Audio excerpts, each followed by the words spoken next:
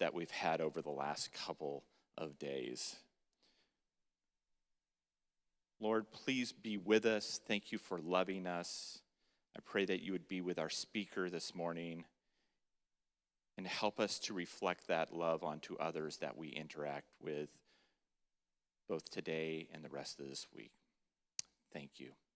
Amen.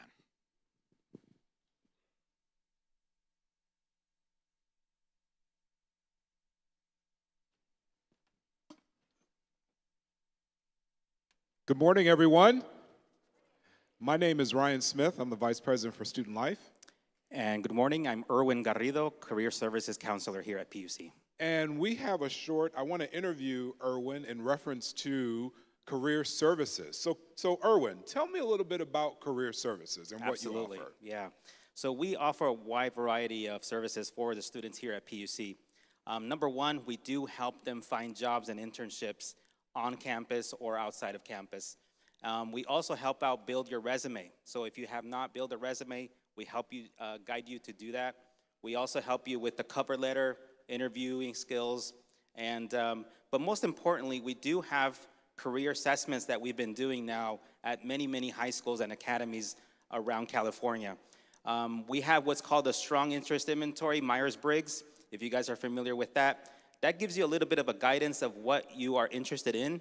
Also, the MBTI, that's a personality test. It's a personality trait. So it has 16 different variety of personality traits. Which one are you? It would be nice to find out through those. Thank you. I wish I had that when I was in college. I started my career unfortunately, as a theology major. Thought I wanted to be a minister.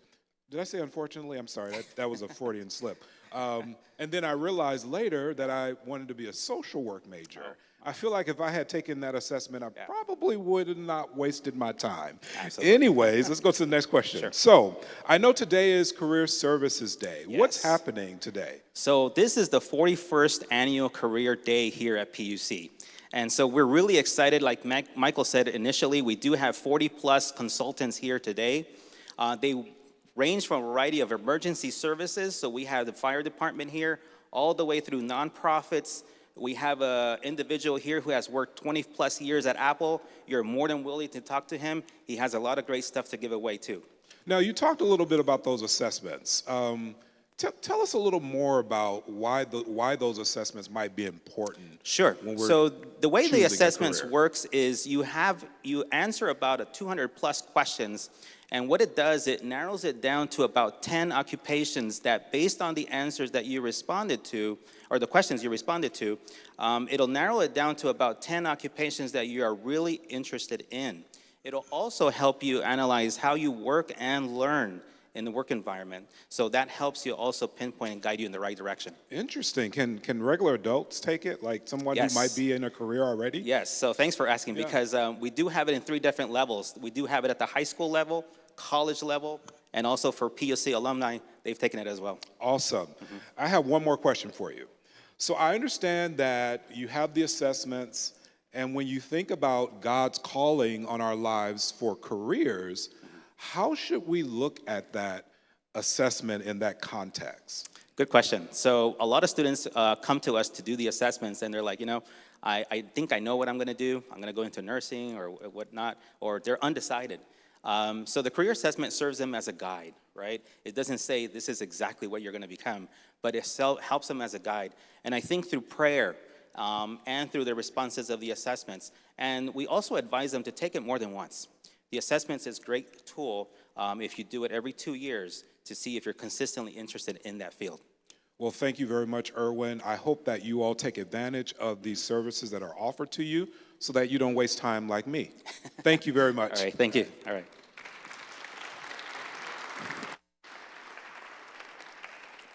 Good morning, everybody. I've got special guests to introduce to you, but before I do that, I'd like to welcome a whole bunch of visitors to the room. We have 200-some Academy members who are here visiting us today. I'd like them to stand up. Let's welcome them, please. All you from the Academies, please stand up. Oh, you come. Don't be shy. Stand up. Let's welcome them all. Yeah. And if you want to hear these young musicians play, and boy, they play and sing beautifully. I've been listening to rehearsals. Come to church. They'll be singing and playing in church on Saturday. And then on Sunday, we're going to be out in another place performing. Get a ride. Be there. You'll be glad you did. Today, we have something very, very special. Marnie Breckenridge is my absolute favorite soprano on earth. I'm going to tell you a little bit about her, then she's going to come up here and charm you as she charmed all of us. I first met Marnie when she was a child, a wisp, a baby. And we had a chance to perform Messiah together. She was singing all the solos, soprano solos from Messiah, and it was a stunning experience to hear this young soprano just sing like a pro. It didn't surprise us when she went on to become a major singer. She's sung on at least 3 continents now. I've been very lucky because she premiered a work of mine, and it was such a delight to hear this. There's a quality to this voice. It has a sweetness and a soaring quality that a composer dreams of. But she also is the kind of musician who just studied. She knows she sings the right notes the right way. And because of that, she's had this fantastic career. You'll find 8 world premieres of operas, 8 new operas that she's sung. I think that's more than any singer I know. Plus, of course, the standard repertoire, which she does. You saw a little bit of a musical when you came in the door from Bernstein's Candide. And now she's going to talk about her career and sing a little bit for us. This is going to be my favorite community since I've been here, and I've been here 15 years, and I even presented at one of them. This is better. Let me tell you. Guys, please welcome enthusiastically Marnie Breckenridge.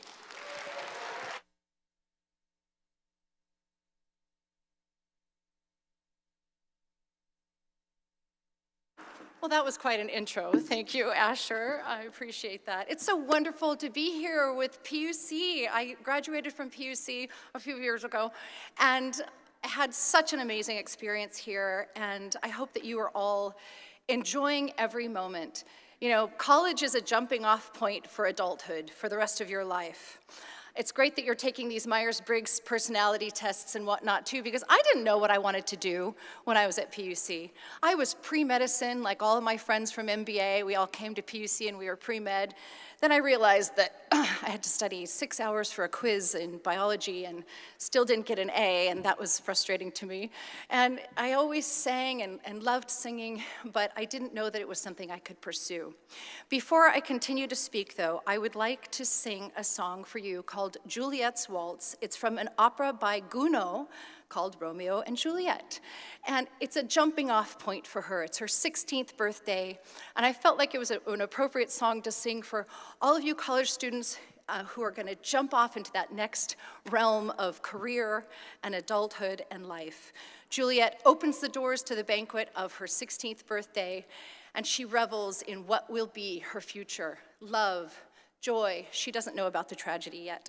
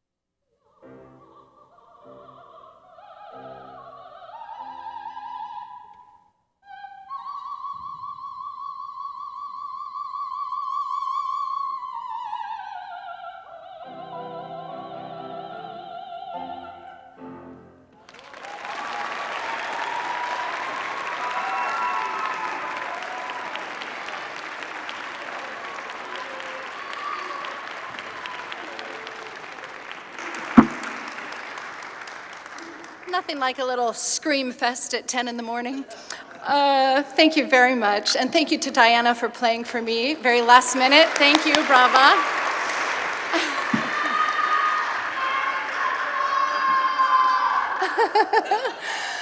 Oh, I love it. Wow, what a thrill it is to come back so many years later and be able to share my talent in a different way than how I had shared it when I was at PUC. You know, I listened to Sandy Patty and Amy Grant and sang like them, or tried to, and found my calling in classical music and opera. I had mentioned before that, you know, I had studied medicine here at PUC, and it was not my ultimate journey. I graduated with a BS in music instead of a BA, so a Bachelor of Science in Music. I was able to transfer a lot of my credits over and somehow make it work and cobble it into a BS in music. I thought that I would perhaps be a choir teacher who would just sing on the side, and I just didn't really know. And about 8 days before my graduation from PUC, I was in a terrible car accident where at Sanitarian Road and Deer Park Road, I was coming up the hill and someone rammed my car off the road and I hit a tree and I broke my right femur, snapped it right in half. And needless to say, it was quite painful and quite a life-changing experience because it put me in the hospital and it gave me a moment to think, what is the next portion of my life going to be? Here I am injured now. What do I want? And there was a lot of soul searching that went on when I was in the hospital and then beyond, because I had to do physical therapy and really recuperate for a long time. I also lost a lot of blood, so I had anemic problems for a while and really had to ask myself, who am I and what do I want to do?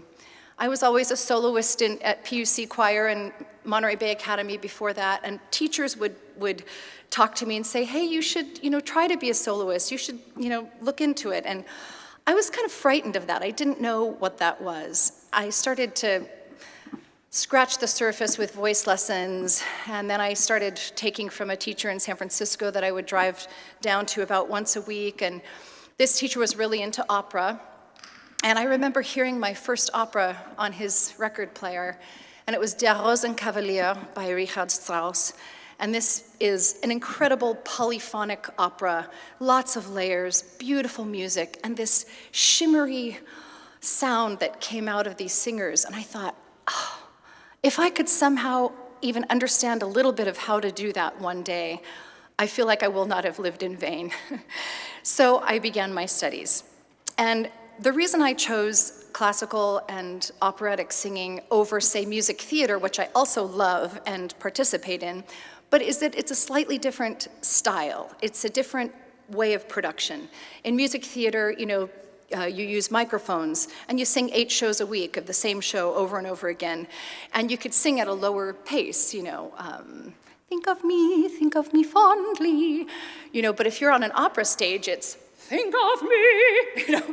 You have to be able to learn how to project your voice through your resonators, using your breath support, etc. So that was fascinating to me, and maybe that was the kind of pre-med element of going, I want to do something kind of hard. Whew, be careful what you wish for, because opera has been hard. Not only do you have to understand your mechanism, which is an involuntary reaction. Singing is actually involuntary. Your brain can just say, sing, and you'll sing. So to try to understand that from the inside out is a difficult process, and it takes many, many years. I don't know if any of you have read that book by Malcolm Gladwell, The Tipping Point. It talks about how somebody can become an expert in something if they have 10,000 hours of experience. And in order to get 10,000 hours of experience in something, you could get it in 10 years if you practiced a half an hour a day, concentratedly. But who has a half an hour a day for 365 days to take 10 years? If you want to become great at something, you need to study it an hour, 2 hours a day, every day, and you'll shorten that 10-year time span for your 10,000 hours. It takes hard work and dedication in anything that we do, for sure. Another reason I chose classical music is that you get to sing and express in different languages.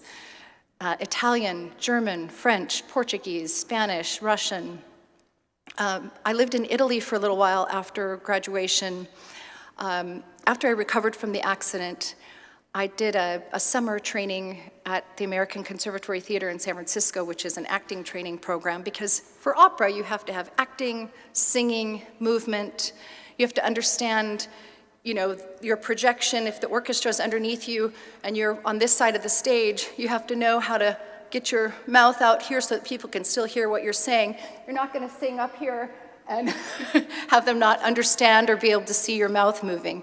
So stagecraft, you learn all of those things within opera and classical music as well. When you're singing an oratorio in another language, you have to know what you're saying. You can't just repeat the Italian words or the German words and make sounds. You have to have the subtext and the feeling of knowing exactly what you're saying, even if you don't speak the language fluently. There are so many different styles within classical music and opera. One of my favorite art songs is by Fauré. It's called Après un rêve, which means after a dream. Dans un sommeil couchard met ton image, je rêvais le bonheur. It's a gorgeous, gorgeous piece, but if I were to sing that as a California girl, just looking at the words, you don't want to pronounce it like this. Dans un sommeil que charmait ton image, je rêvais le bonheur. Dans le mirage. So that's one of the processes that you learn, and you understand how to actually sing in a language, how to pronounce the words as an actual French speaker so that you sound authentic. So understanding style is definitely important to that career. Building it and they will come. Okay, so I wrote down build it and they will come. Anything that's worthwhile doing takes hard work and determination and practice and effort. You're not going to become a biochemical engineer overnight. You're going to study. You're going to listen to hints that are given to you from the universe, from God. You should pursue this. You're good at engineering. Do this. Oh, read this book. Anything that comes into your purview, I would suggest you listen to that. Study it. Understand it. If you have an inkling that you might want to be an art historian, go read everything you can about art history. Go to the museums. Check things out. Back to the Myers-Briggs thing. You guys are young. There is a whole world ahead of you.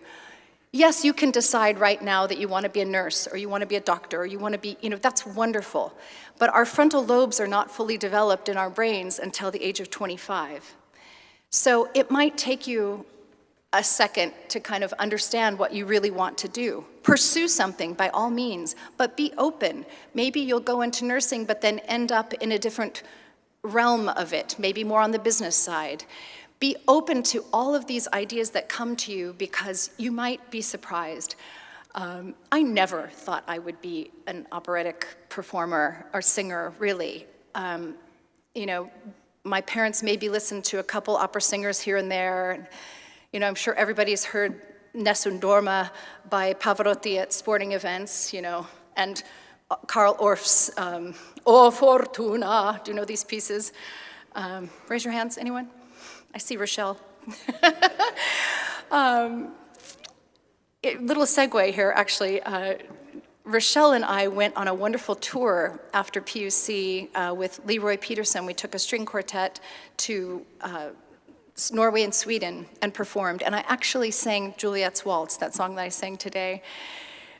Didn't know what I was doing at all, but the sounds would somehow come out. And so then after years of study, I almost know what I'm doing now. So the Myers-Briggs, take those Myers-Briggs tests, understand who you are as a learner, but really get quiet and listen to who you want to be. You can start at the end and say, oh, I see so-and-so, Stephen Hawking. He created all these amazing things. How did he get there? What did he study? How did he go about doing it? Be curious. Don't be afraid of hard work. I know I'm supposed to talk more about my journey, but everybody's journey is just so specific and unique to you. So the more that you can understand who you are and where you thrive, the better life you're going to have in the future.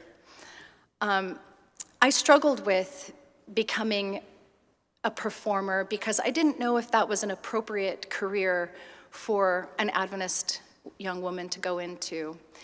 And as I started meeting people throughout the whole world who were pursuing the same thing, I was singing in Italy, I was singing in Prague, and next year I'll be singing in Orlando, Florida. You're going to meet all sorts of different people, and you're going to understand that people who have a love for something that they do often also have a heart of gold because they are pursuing something that means something to them. Art and music can change the world. It can make you open your heart and open your mind to concepts that you never even had thought of. So I finally realized it is appropriate for me to go into this, to be an example behind the scenes to people that I worked with, have worked with, and continue to work with, to move the dial forward with the conversation of how to be better people in this world, for women's rights, for all diversity, equity, inclusion, to join people together in song. One of my favorite poets is Emily Dickinson, and this poem spoke to me 20 plus years ago when I was trying to decide whether or not I could pursue being a performer as a career. And I thought, you know, what does it take? What right do I have to do this? And this is the poem. I shall not live in vain. If I can stop one heart from breaking, I shall not live in vain. If I can ease one life the aching, or cool one pain, or help one fainting robin into his nest again, I shall not live in vain. Something that simple. Maybe one person in the audience is touched by a sound you made or a thought you gave. That's enough. That's enough. And every job is a job of service, really. If you're an accountant, you're serving someone, you're helping them with their financial health. If you're a doctor, if you're a lawyer, you're helping in some way. So it's not just about making money. Yes, we all have to eat, and we all need more black shoes. Oh, these are not black, but you know what I mean. Must have more shoes.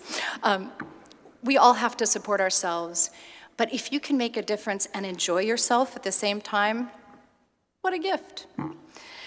Several of my colleagues here at PUC were in the music department and did other things. There are many other careers that you can do. You can be a teacher. You can be an orchestra player. You can work on the other side of the arts where you're the manager and you get people jobs and you sign them up and then you get 10% of their jobs. But a lot of my friends who did pursue medicine were fantastic violinists or fantastic pianists or singers, and they're all still performing, but they do it on the weekends or they do it at church, and they have their own groups. So you can be a multifaceted person. You know, you can be an artist and have your platform that you speak about into the world. You can also be a surgeon and a fantastic violinist. You can be a conductor who leads orchestras. There are so many options. I think I have exceeded my time. I want to thank you all for being here today, and I hope that as you find your careers in life, that you remember to be true to yourself, do what you love. Maybe it'll just be a hobby, maybe it'll be a career. But whatever you do it with gusto and no fear, with confidence. You know, the word confidence is broken down in Latin to confide, which means with faith. With faith that you can move forward and show up where you're supposed to be, and it will open up for you, especially if your heart is in the right place and you work hard. So I wish you the best, and I'm going to leave you with the Lord's Prayer by Malot. And again, Diana, thank you so much for playing for me. And go in grace and go and conquer. Enjoy.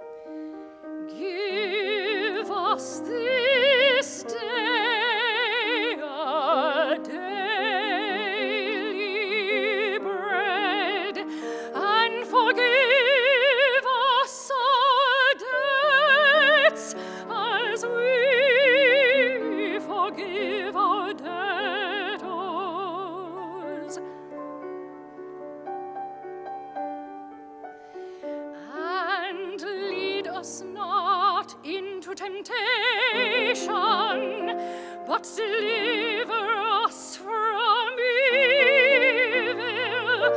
For thine is the kingdom and the power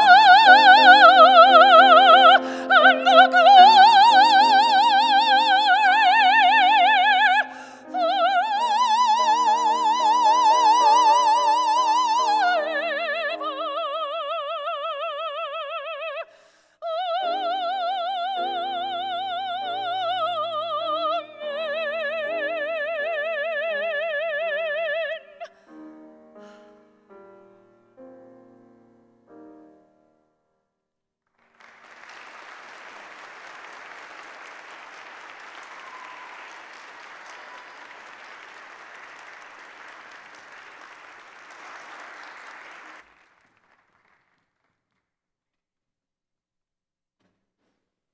Thank you for joining us for community. You're dismissed. Please make sure to join us up at the Dining Commons for Career Day.